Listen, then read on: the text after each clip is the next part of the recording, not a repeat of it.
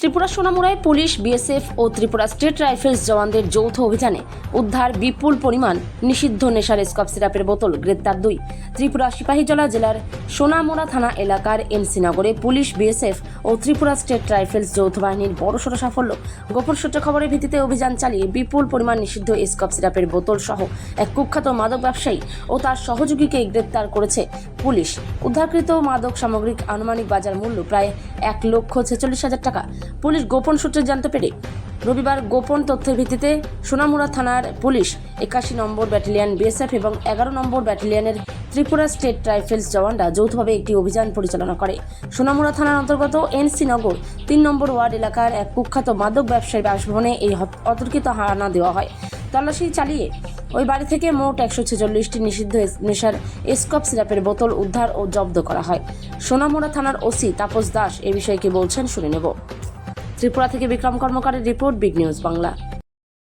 একটা গোপন সংবাদের ভিত্তিতে মধ্যরাত থেকে আজ ভোর পর্যন্ত একটা জয়েন্ট অপারেশন করা হয়েছে আমাদের সোনামুড়া থানার অন্তর্গত যে ইউএনসি নগর ওয়ার্ড নাম্বার 3 একজন ড্রাগ পেডলারের বাড়িতে। তো ওনার বাড়ি থেকে তল্লাশি করে আমরা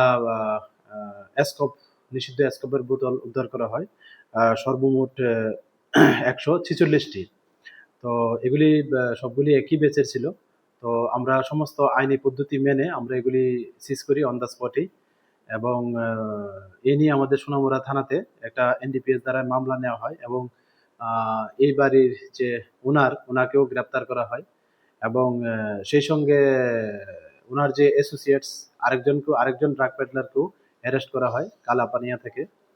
তো আমাদের যে এই অপারেশনটা এটা আমরা সোনামুড়া থানা এবং আমাদের যে 81 ব্যাটালিয়ন বিএসএফ এবং আমাদের যে 11 ব্যাটালিয়ন টিএসআর আছে, আমরা সম্মিলিতভাবে এই অপারেশনটা করি।